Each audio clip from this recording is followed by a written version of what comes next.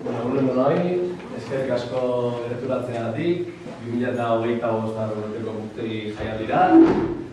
Aurten ere sekulako egitaragoa antolatu dute urtegiko antolatzaileek eta zuru udalantzako plazerra bultzada ematia holako ekimen bati. Atzo Aritzek bere hasierako aurkezpen horretan botazugun hausnarketakin neonez bueltaka, literatura jaialditik haratago dala pixkat asteburu hau, kontakizunaren ospakizun bat edo esaten duntzala, ezta? Eta munduan kasgora dakagun garai honetan kontakizuna erdigunean sartzea, norbeak bere barruakin konektatzea, barruak ustea, elkarrekin konektatzea, zait usurbide honako asteburu bat antolatzea egarra dala, eta gure lemazanea nekatu xamar dagoen arren, asteburua pasa hostia pentsatzen dut atxeden hartu eta indarra hartu dituzuela jarraitzeko ekimen honekin, ze benetan zoragarria ez da asteburu usurbilean antolatzea urtez urte, eta nire partetik hoxe eskerrak ematea, eta maitanen pixkara azalduko dugu zehatzago atzoko egunetik hasita, gaur ere ze gitarra daukagun, eta parte hartu eta gozatu gaurko egun atzeren. Bale,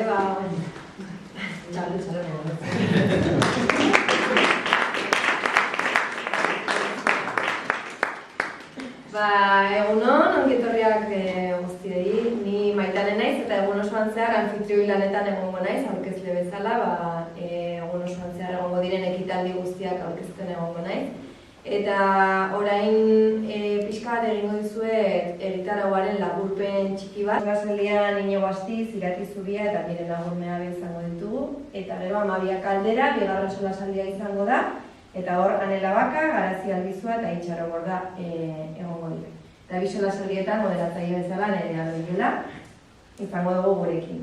Eta orain tokatzen zait pixka bat elkarri irakurri ekimena zertan datzan azaltzea.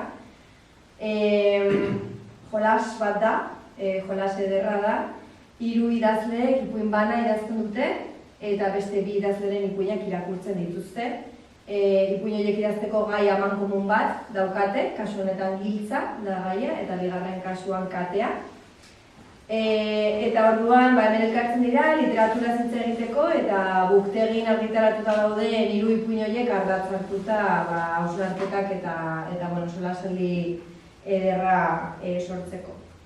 2 solasaldietan esan bezala, Nerea Loiola daukagu bere izan da ekimenaren koordinatzailea eta bere izango da orain solasaldietako moderatzailea. Ongietorria ematea zuei eta eskerrak. Eta ja hitza Nereari emango diot, azaria lehenengo solasaldia.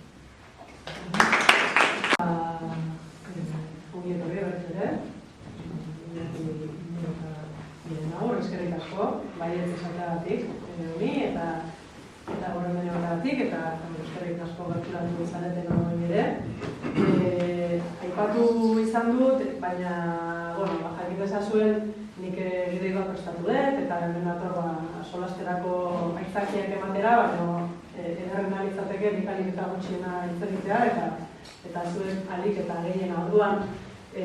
Botatzen ditudanak beti izango dira abiapuntuak edo pizgarriak, baina edozein momentutan beste norabide batean edo zuei libreki beste nunbaitetik okurritutako edozein ideia dela ere, libre sentitu solasaldia hortik eramateko. Seguru interesako baita ere, bale? Beraz esaiatu modu hortxio baten nik zehaztutako hieri heltzen. Azteko, pixkat Wikipedia formatua, baina hiru idazleen aurkezpen labur bat egingo den, ikusten aski ezagunak direla, baina hemen jendabizi Miren Agurmea daukat, idazle lekitxarra, aspaldi irakasle lanetan aritu bazen ere, literatura sorkuntzan, itzulpen gintzan, eta idazkuntzari lotutako jardueretan ari da buru belarri. Bereziki ezaguna da poesian eta horreta gaztelita literaturan egindako lanengatik, hainbat sari garrantzitsu jaso dituzu gainera arlo horietan, baina beste genero batzuk ere landu dituzu, adibidez ipuinak, eleberriak, eta aurten hain zuzen azkenengo lan argitaratu du Satxesa, eta poema bidez kontatutako eleberri bat izan daiteke. Iñigo Astiz, idazle eta kazetaria, Ultzamagoa, genero ugari landu ditu honek ere, poesia, narrazioa, kronika, saiakera, itzulpenak eta horreta gazte literatura. Azken alor honetan Joemak eta Polasak liburuarekin Euskal Saria irabazi zuen. Eta egun berriako kultura saria aritzen da kazetari moduan. Eta, Irati Zuria, Donostiarra da Irati, filosofia graduatua eta azken lan urtetan doktorera gisa aritu da. Eta berak esaten zian dena ondo bidean, urte amaieran deposituaren modu tesiarena, eta titulua eskuratu. Bere ikerketa hizkuntzaren filosofia eta ezagutzaren teorian zentratzen da. Gaur egun gainera kulturaz kooperatibako kidea ere bada, Dinamoa Sormenguneko hitzaren eremuan, eta berrian ere jazten du, erratitan ere kolaboratzen du. Azpimarra txiki bat, aurreko urteko gutegian, erratita biok ginen hemen, irateak zen ordezkatzen Maianen Akizu, baina, orduan bere orkestenean ere Maitanek esan zuen, iratik esaten du, ez dela idazle kontsideratzen, eta horten ere, biskata doztu denuenean zer esango duen idazle hitza ere zen ateratzen, ez? Eta irati barkatuko dira zuen, ipuin bat idatzi duzu, erantzaude, idazle etiketa igualdea. Onartuko daite, inbez. Horren dator behar bada, inguru egiten modulitzen zaitu erunea, eta da, besperen ipina laguntzeko ze hori, solasaldi honen hasieran eskatzen zaie beti, idazle bat eskatzen zaio, beste baten ipuina laguntzea, bereziki, ipuina irakurri ez dezuenok, solasaldiaren aria jarraitu ahal izateko, orduan laburpena da, labur bat, gehiegi zeatu gabe, luzatu gabe, zerri buruz da, eta gero zuten duenak, pixkate jakin izateko zertaz ari garen. Spoilerra egingo dugu hori argitagarri, saiatu hori neurtzen. Ondo iruditzen baldin bat zaizue, eta gaina eseri zeate, baita pentsatutako ordenean. Nik eskatuko nizuke mesedez nire nagur, hain zuzen ere, Inigoren ipuinaren zakit laburpen bat egin daiteke, baina, bintzat, nordik norako bat edo.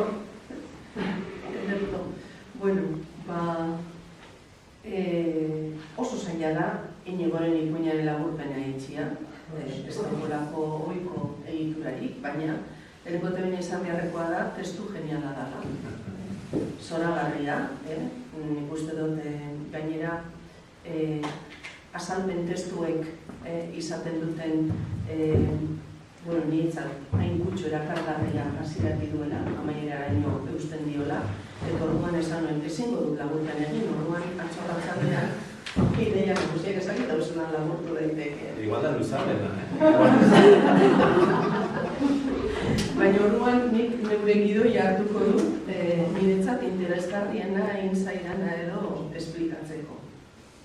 Orduan, bere ipuinaren agia puntua galdera bat da, edo bi. Zerk egiten du ipuin bat, edo zein da ipuin bati ezinbestekoa zaion materia, hori da, bere testuaren abia puntua. Eta gogora ekartzen du Richard Serraren zerrenda bat, non artistaren, materialaren, lekuaren eta prozesuaren arteko harremana deskribatzen dituen ekintzak zerrendatzen dituen. Hortik atara dudan ondorioa da, artistak, edozein artistak, zirriborroak egiten dituela, beraz, testua lantzea ere antzeko ariketa bat da. Zerrenda horretan hitz asko daude, eta nire ustez, uste dut, gaizki ulertu ez badizut, horko hitzgakoa jarraitu da. Hainbeste aditz ematen ditu, azkena da, jarraitu. Jarraitzea da gakoa sormen ekintza. Ondoren, hau da, sarrera. Ondoren, zuzenduko didazu,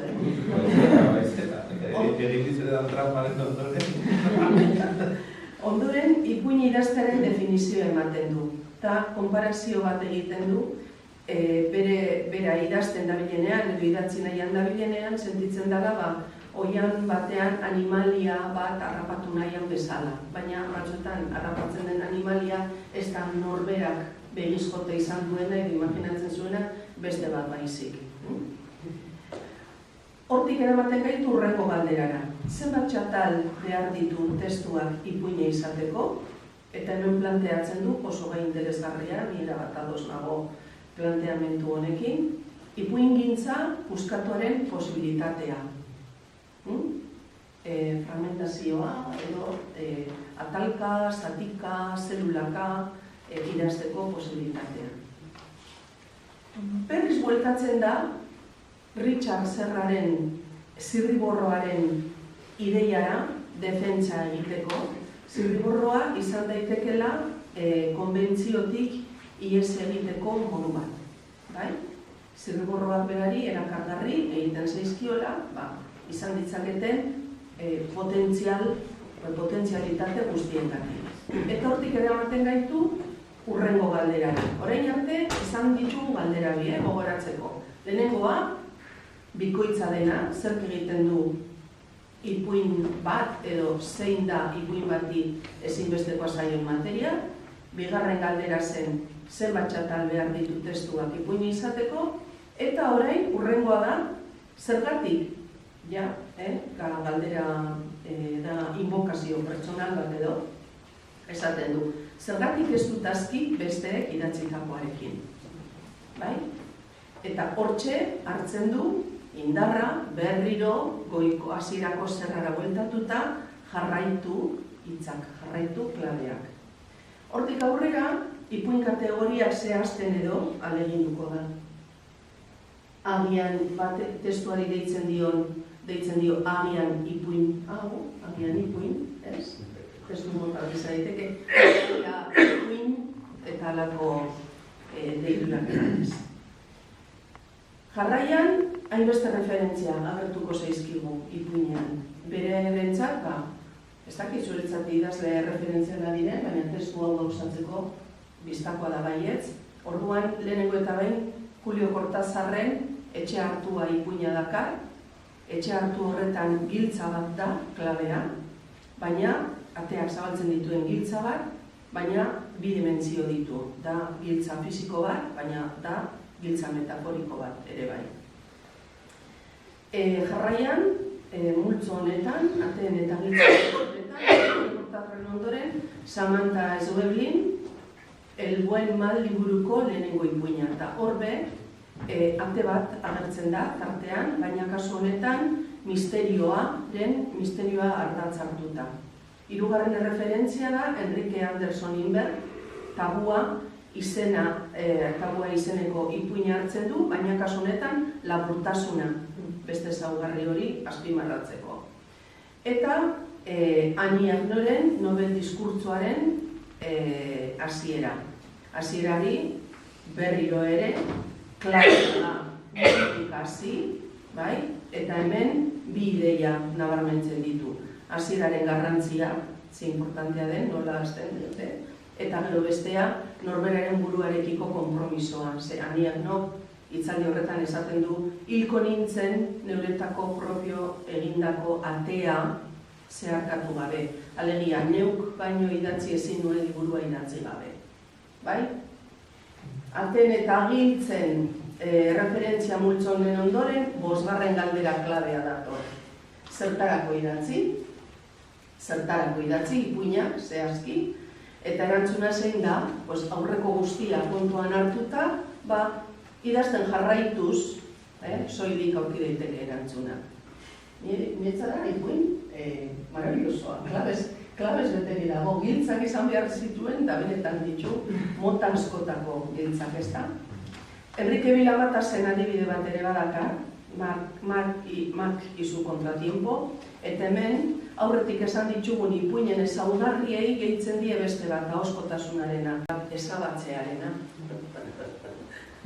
Honek niri ekarri zidan beste egine batzuen obsesio hori ez da, egin, ezabatu, egin, eta azkenean norbera ere adieratu. Eta honen arira Arestiren olerkaria ipuina dakarkigu. Ipuin horretan 3 fase bereizten da. Idazlearen fase akumulatiboa, gero fase laburtzailea eta gero fase ezabatzailea. Azkenean ipuina ezabatu ordez, ipuintasuna bera ezabatu arte. Ez dauko, aurretik azaldutako guztia. Ideia hori guztiak dira ondorioa, bakoitza bere tasunean delako autonomoa, gogoeta bakoitza autonomoa.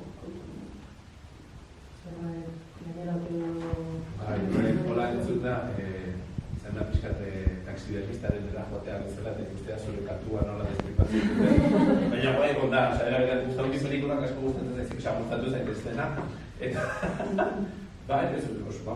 nik baino askoz uste dut zure irakurketak erakusten duela nola idazten duzun ere bai eta hori gustatu zait. Eta uste dut, nik askoz ere txakurragoa naizela, jarraitzen dut etortzen zaidan usainari jarraika ibiltzen naiz eta pentsatu gabe non bukatuko dudan, ez? Eta, gero ja itzuliko naiz etxera edo etorriko dira nire bila, ez?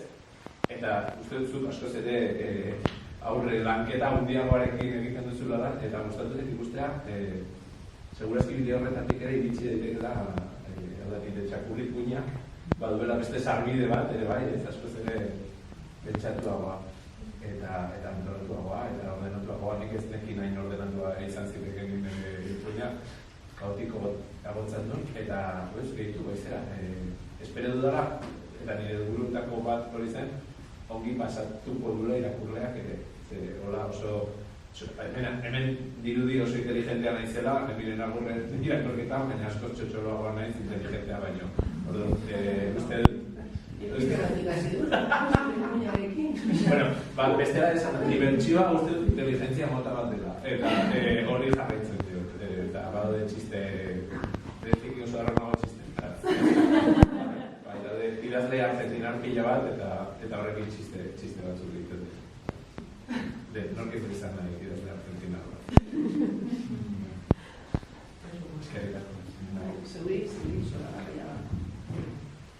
Vale. Momentu zerren, gainera gero bat zute ipatutako gauza esasari korrenterako dutiko dugu, solasaldirako pintza izan daitezela. Bidea bat, eta gero entzuleko gara. Orain Inigo, eskatu, izenburua, eta ipatu Inigoren ipuñaren izenburua da pintza. Osea, kaso, ez ezaten esan ez dula bete, Eta horrein, Inigo zuri eskatuko izun mesedez, iratiren alaburtzeko, iratiren ipuñaren izenburua da ez gara alferri galduko, eta hori, hola, iruna zertan. Superposi, supergustia, salduitatik bere lehenengo ipuña dela, ikutaratzen duna, orduan, irizitzaizen gauza fragila eta polita, zaituko naiz, mereziren kariño guztiekin egiten.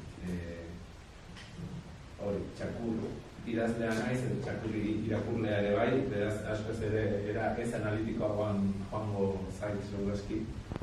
Ez gara alferri balduko, hori da oso politak portadak ere badituzte, eta oso politak dira, eta hemen jarri dute nola markesina bat, ez autobusu dutoki bat. Eta iratiren ipuina, nik uste dela badaude pelikula batzuk, ez trama nagusi bat jarraitzen diotenak, eta orduan batek gordetzen du zerbait, eta besteak topatzen du, eta gero daude beste pelikula batzuk personajeari jarraitzen diotenak, ez. Nik uste dut, olako ipuin bat dela, personajeetan oinarritutako ipuin bat, nagusiki bi personaje agertzen direlako, izenekin supertxarra naiz. Victoria izeneko emakume adindu bat, esan dugu. Eta Isabel Elena! Eta Elena izeneko emakume gazte bat, institutuan dagoena. Eta da, bien arteko harremanak kontatzen du ipuinak. Elena dago, esan duke, neko galduta, ez da, oso ongi zer egin, dago, zail baten, momentu zail baten, segurazki etxean ez dauka egoera erreza, ez dauka harreman bizi bat, eta orduan egiten duena da eskola doan bere lagunarekin goizero gelditu, eta bere laguna eskolara nola doan ikusi, eta berak gelditu eskolara joan gabe, eta ez da gauza hondirik egiten duenik, ez da kietxo mugitzen egin, horre egiten da, eta oso polita da, bere buruari jartzen dian erronka, pixka bat, uste dut, liburuaren momentu politenetakoa da, bere galduta egote sentsazio hori oso eskribitzen duena, eta nik uste dut sasoi horretan, adin tarte horretan ere askotan askok sentitu izan duguna edo oso ongi formulatuta, eta esaten du ez naiz itzuliko eskolara harik eta sentitzen dudan arte norbaite faltan botatzen dagoela. Eta joaten dira egunak, eta spoilerrak egin ditzak egunez, ez da momentu ez. Eta topatzen du, kasualitatez, egun batez, etxera bueltan doala, Victoria, biak dira bizilagunak. Victoria topatzen du atarian, eta rekonozitzen du.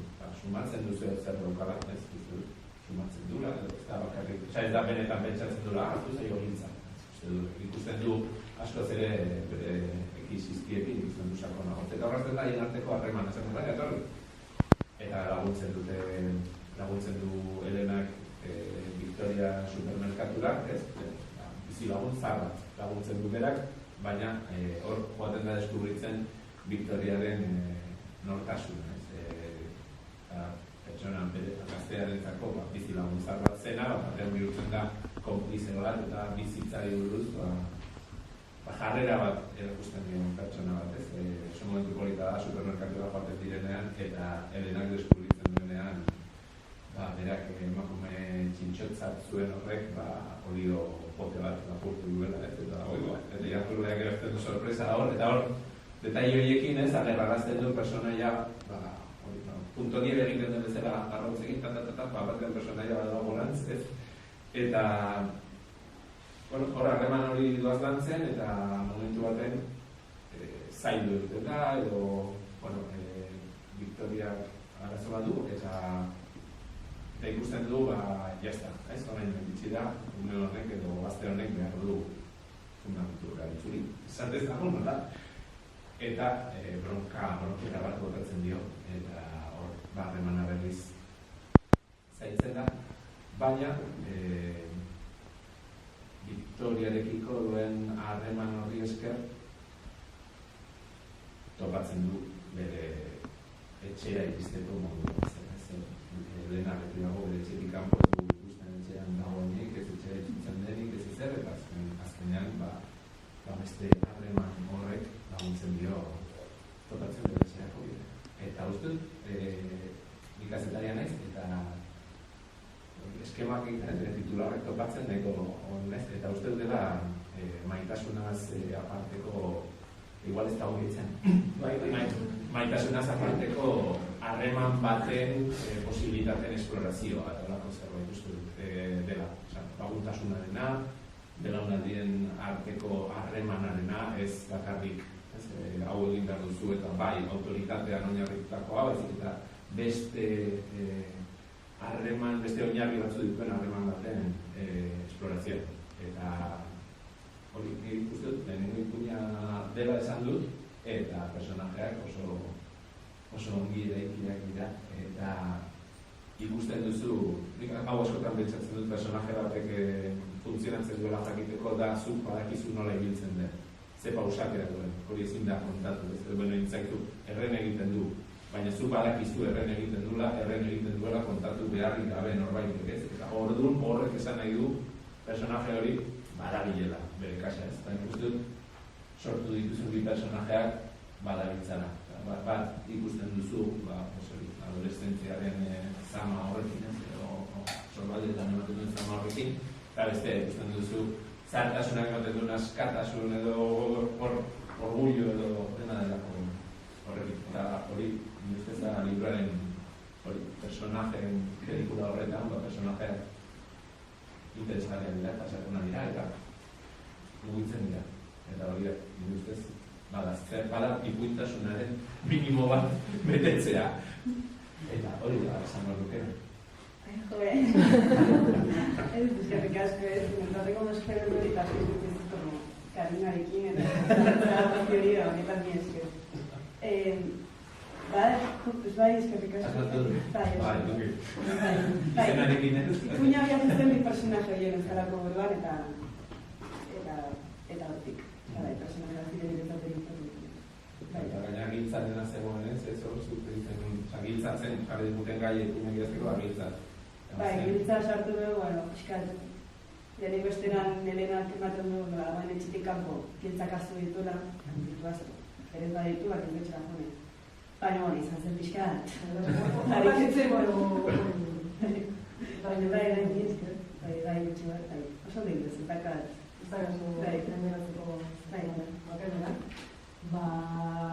Orduan gelditzen zaigu, iratik, azaltzea pixkat nire aurren ipuina, atezaina, izan duena. Bai. A ber, bi ipuinak irakurtzen dituenan esan, kekerrez, jateatu dute ariketa biek, Inegorena Mirenek azaldu du, ipuina ituratik altzen dena, baina zureare bai. Eta orduan, zaizuta ipuin bat, giltza liburuko ipuin bat idaztean eta bai, jakeatu duela. Eta aurkeztute eguna da, Telesa egateko borradore edo idoi zati bat, eta xeratan aurkeztute egu zeide protagonista, kasuetan da, gurtan ebrea izena duen atezain bat, eskola publiko bateko atezaina da, baina liberan egaita dauka bizitza paralelo bat detektibe lanetan. Eta aurkezten horren ondoren, dena dira fragmentuak, bizitza fragmentatua erabeko apostola ere, eta horietan guztietan, denboraldi, telesaio hortako denboraldian abia puntuak ematen dizkio. Orduan, klaro, ni engantzatu nizpila bat, ze abia puntua behin da, hori, baztu bero, telesaia ikusten zarren izazu engantzatuko. Eta, klaro, mareatzen zaitu eta da pixka trampatiaz, ez ezade hor, ostras, engantxe, baina eta iso ematen ez dago desenlaterik. Baina lehen informazio asko ematen zezu. Guztia dira misterio pilula buruko batzuk. Piskat, personaje asko, gainera, eldakurren ganengo Inigorena eta bero zurea, eta esan ben, Inigo plantatzen zituen gauza batzuk berretxe ziren, zurarekin. Eta adibidez, kaitatzen zen borradorea dituzula maite, eta esan duen, eskeriko erakiare bai. Asko, berretzen ziren, zuke egiten zenitun, jartu zenitu prentxat.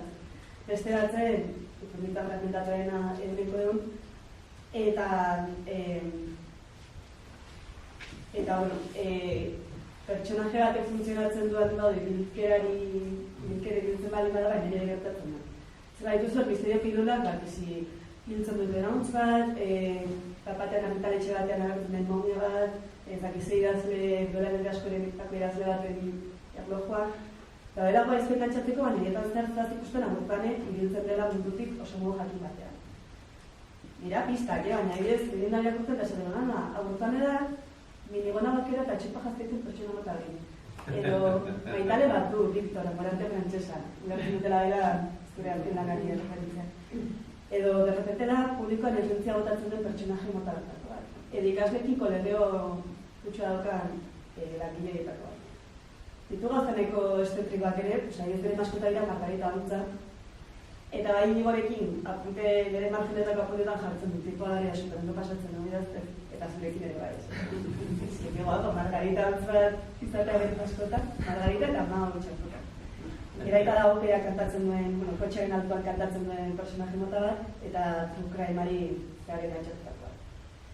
Eta orduan, fragmentoien bitartez, zuzuaz, misterio pilulaioen jartzen, sartu dizu ziriaztea, orduan engantzatzen zera, eta pixkanak azteaz deskurritzen agurtzaneren ikikera, zungo dugu, zentakizu oso bero nora doan, nola ametiko den bere paseoa, nola egitxiko den, eta pixkanak ere joat agertzen giltzaren formatu diferentea. Lehenengo giltza da, adibidez, agurtzane bere egunerokoa seguretan mantentzeko bide estanduen giltza. Baina horrela gore agertzen zaio giltza bat ametxetan. Ametxak asko agertzen dira eta baina modu nahiko personajea bere misterioa, argitu dituen misterio traumita horiek edo agertzen zizkio dela ametxetan. Giltza ere agertzen da, Kristinen estena, argitaletxera dago giltza izena duena, giltza maestraetakoa dauka agurtzanek, irekitzen dituen akate guztiak, Eraita agertzen da giltza bizitzu metaforikoa, kontu batzuek giltza erditu eralako gozteak, agertzen dira San Pedroaren giltzak, Eta gertzen da, munduko kiroko politenetarikoa dela Viktorrek esaten dian agurtzan egin alda egin estroilera. Kutsa bat ematen dio, eta kutsa bat egintza, bihotzu egintza, eta agurtzan. Eta, bueno, New Yorkan, misterio pilola horietan, pixkat uste hori dela egin zea. Engatxatzen, agurtzaren inguruan geroz eta gehiago jakiten, ez da, beste berari buruzko datua, baina gaizketari dago, nire laguntzen zidan, eta perdidoia ikusten irudia zen, nolako zen agurtzan eta nola mugitzen zen. Eta bere bertzen dira, personaje pila da, misterio trama hortan, tramalietan, garragiatzen dira.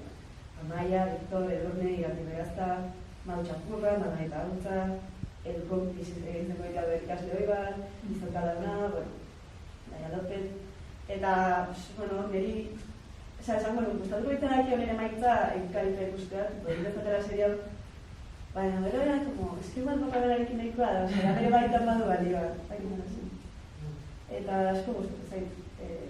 Etxorain, igortu horri hori dituña, mundu etxala diago batean, eta horiatzen zuen hausaldi hori olako gauzak egiteko, zeso iroti gara izan. Eta neukan beste apurte bat, zure ikuñan agertzen zen, egintzaren minimoetako bat, eta dela Jorri Barregin agertzen dizula, baina igertatu zaitu. Jorri Barreg, esan dira azkar, jode, que morro, beste batzutan ike, beste batzutan maja, bai, pozik.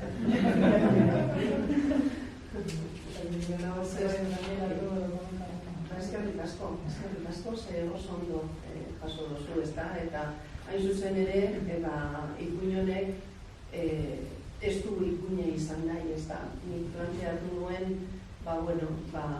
telesail bat, ez dago hemen zine zuzendari, telesail bat, planteatuko bagenu, lau denboralditarako 5 kapituloren abiapuntua. Baina, klaro, ez dira bakarrik narrazioak ez da bakoitzan krimen bat, edo delito bat, guilina, edo pedofilia, porno sareak, edo lapurreta, Ia denetan dago olako delituren baten proposamena edo. Eta oso ondo laburtu duzu, ze hain zuzen ere agurtzane hau, eta Amorante Frantzeseko pertsonaia nagusia, eta giltza proposatu zenutenean gai gisa, esan nuen jolin, nire liburu horretako lehen esaldia da, nire obsesioa beti izan dira, atea, eta giltza, eta hortik jotzea egitu zitzaidan, errezena, baina, gero batera gehiago engo dizkizu dizorren inguruzunez, gero esplikatuko dut, alditare txarena, gero reperen motibatzen duen. Ustea, alako kontzeptu, oso kontzeptu zabala dela giltza, baina abia puntu beretik, oso interesgarria bi gauza bat. Lego nuke jakin, giltza hitz horretatik nola iritsi zareten ipuin horietara, eta bestalde, zer sentitu dezuen, beste ipuinak irakurtzerakoan ikustea abiapuntu beretik nola den posible iristea egin gauza desberdinetara. Alde batetik bazu. Esan dudan moduan, hitza oso iradoki horra egin zitzaidan ez bakarrik aipatu ditudan bi arrazoi horren gaitxik, bata hori Amorante Frantzeseko pertsonaia giltzaria dela, ez baina, horregaitxik ipuin honen titulua behat ezaina da. Bigarren arrazoia giltzan eta letxan 18 urte egin nituela lanean, ia hil nintzen bertan, eta bizkatzuk jaso dozun Ani Ernoren ideia hori berak ere askatu behar izan zuen, bere bizitza ere horretatik, bestela hilko zen espazuen idazten idatzi behar zuen liburua, eta ni momentu hortan idatzi behar zuen liburua zen kristalizko begi bat, orduan jaio zen. Ez da, orduan, horregatik egon behar zuen giltza argitaletxeak, baina gero, beste maila baten gure etxean giltza asko egon dira beti. Gure itxitxa Lekitxoko Elixako sakristakoa zen. Eta orduan, Elixako giltzak zituen, baina horien artean bat handi antzinako giltzak zat, zen, klaro, Lekitxoko Elixaren arteak atetzarra dira antzinako zarraiarekin. Orduan, nintxikitatik liluri izaten nuen, gure etxean izaten ziren objektuekiko bat zan, alako giltza handi bat, berak egunero eramaten zuena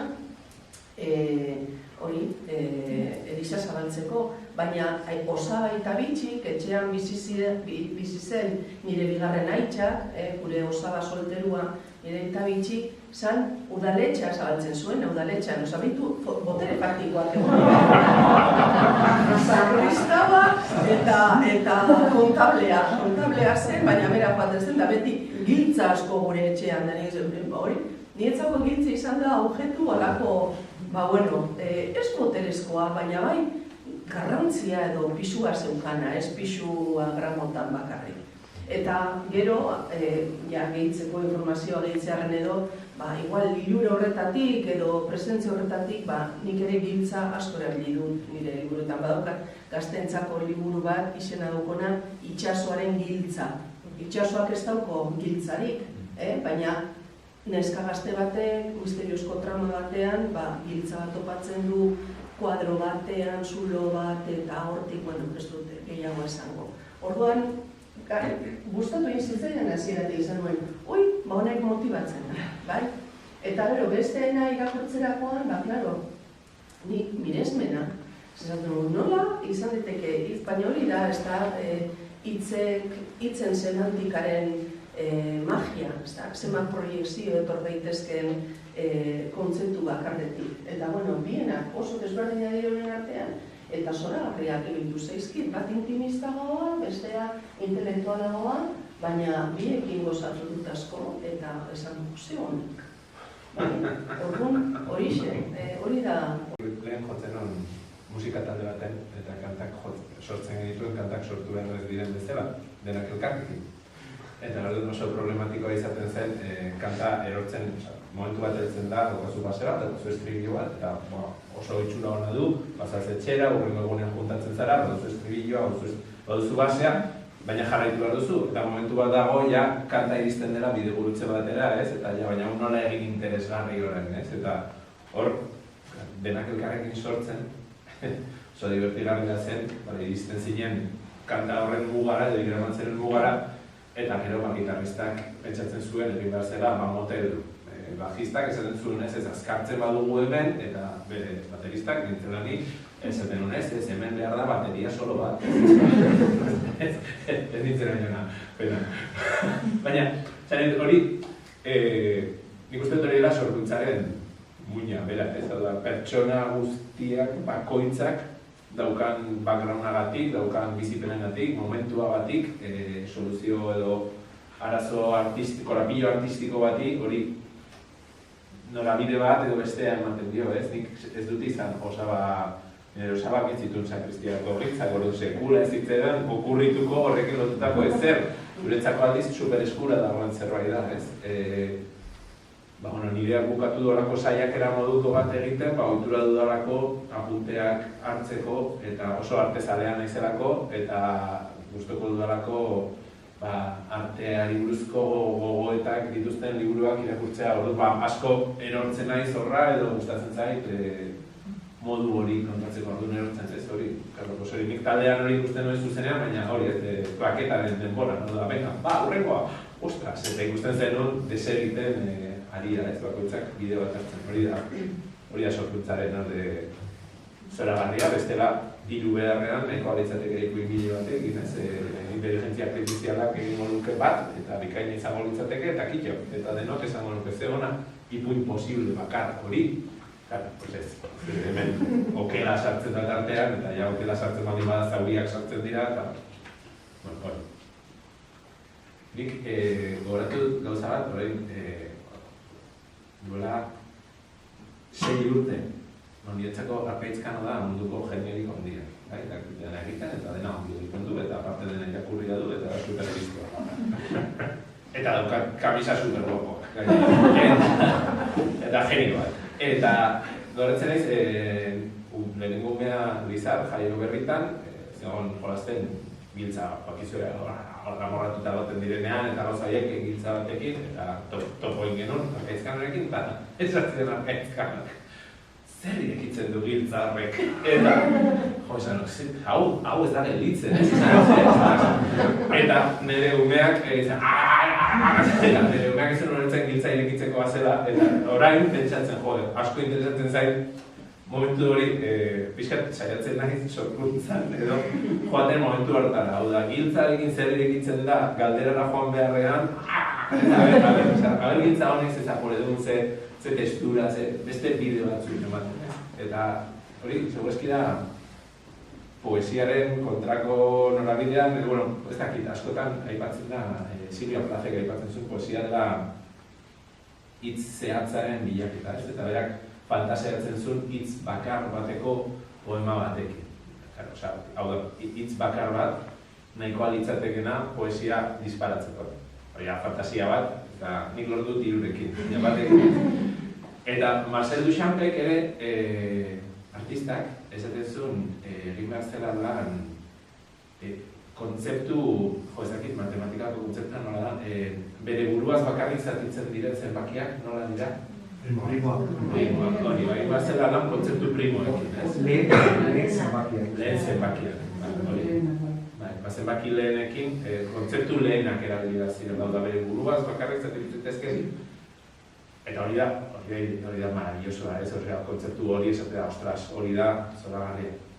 Zer gertatzen da, gehienetan utxe egiten dugula, eta orduan nik utxe egite hori besarkatzen dut, eta saiatzen naiz hitzeatzaren bilaketa horretan, bueltan ibiltzen naizenean, onartzen ere kiribidoiek, buelta horiek, ez esatea, ez, igual ez dut hitzeatzat topatzen, baina interesatzen zait, bueltan sortzen zaizkidan, deriba moduko horiek, edo. Eta horrelako da, testu hau adibidez, horregatik, ez dago giltza. Giltza dago zentroan, baina giltzara jotzea ez naiz gai. Eta edo ez naiz gai izan, edo eta krisi potolo batetik datorri ipuin hau ere ez dakit kapazan izan berriz ipuinen bat, ipuin, zen, irabazi zuen eta bueltatu zen, ez dakit kapazan izan, benetan, eta orduan, ez dudan ez ikusten hortipide bat, beste xendra batzuk ez, eta